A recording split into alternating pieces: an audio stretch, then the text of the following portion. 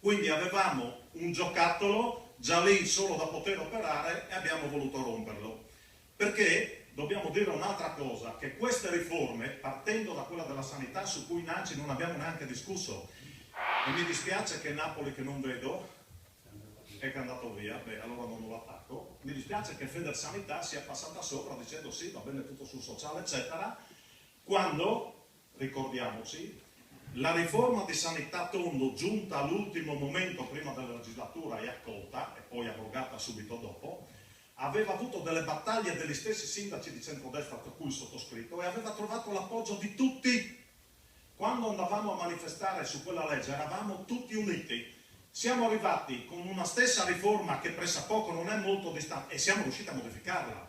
Siamo arrivati subito dopo con un altro tipo di riforma molto, io credo, penalizzante soprattutto sui territori rispetto ai grandi centri, e qui, quando eravamo tutti assieme contro il centrodestra, marciavamo tutti insieme, siamo rimasti solo una parte politica.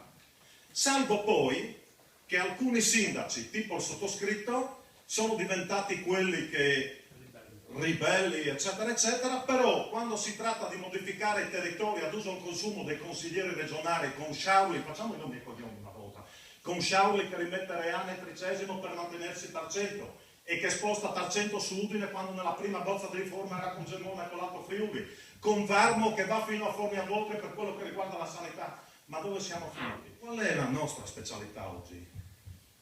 Il comparto unico? Con chi fa lo stesso mestiere dall'altra parte del confine prende il 20% in meno? 60 milioni di euro buttati via ogni anno e noi non diciamo niente? E perché dobbiamo dire per forza che gli altri ci vedono come fumo negli occhi? Per forza che gli altri ci vedono come fumo negli occhi. Siamo sempre a rimorchio dello Stato. Sul sovragettito IMU abbiamo dovuto minacciare battaglie legali per arrivare 4 anni dopo, perché siamo partiti conto uno. Per arrivare 4 anni dopo ad avere 30-40 comuni beneficiati anziché 100, mentre lo Stato ci è arrivato un anno dopo. Sugli ospedali abbiamo gli ospedali di montagna e delle isole che sono aperti mentre noi qui li chiudiamo. Ma siamo speciali in cosa? La specialità significa avere gli stessi soldi e fare di più, oppure, a parità sempre di soldi, riuscire a fare delle cose che altri non riescono a fare. E questa non è correttezza, permettetelo.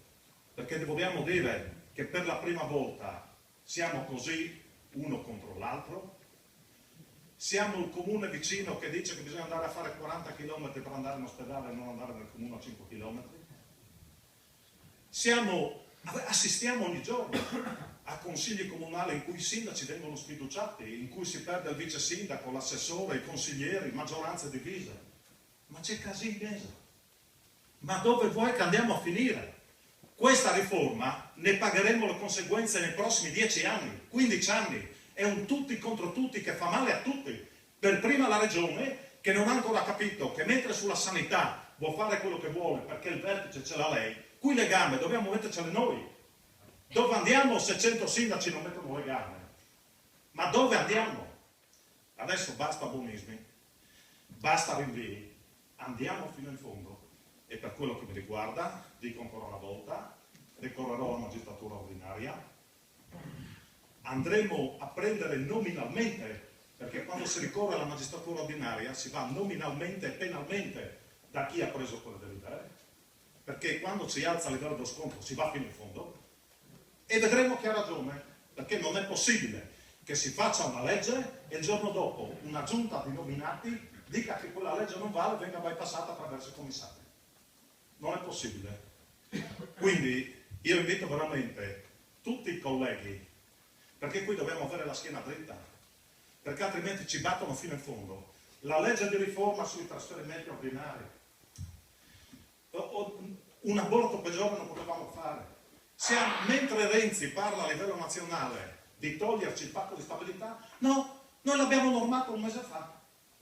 Ma siamo dei matti, perché qui ci toglieranno il patto di stabilità col 1° gennaio e non ce l'avremo ancora. Perché con questi funzionari non andiamo da nessuna parte. Con questa politica che non riesce più a comandare i segretari comunali e tutti i funzionari, non andiamo da nessuna parte. E quindi io credo che veramente come sindaci dovremo andare alla resistenza, perché non è possibile che ci siano questi soprusi, perché sei di una parte politica avversa, perché bisogna avere rispetto anche dell'avversario, e io credo che andremo fino in fondo. E così in questi 2 anni ci troveremo, se la Regione non fermerà in qualche maniera questa legge, a fare una vera e propria resistenza, e l'anno delle elezioni sarà per qualcuno l'anno della liberazione.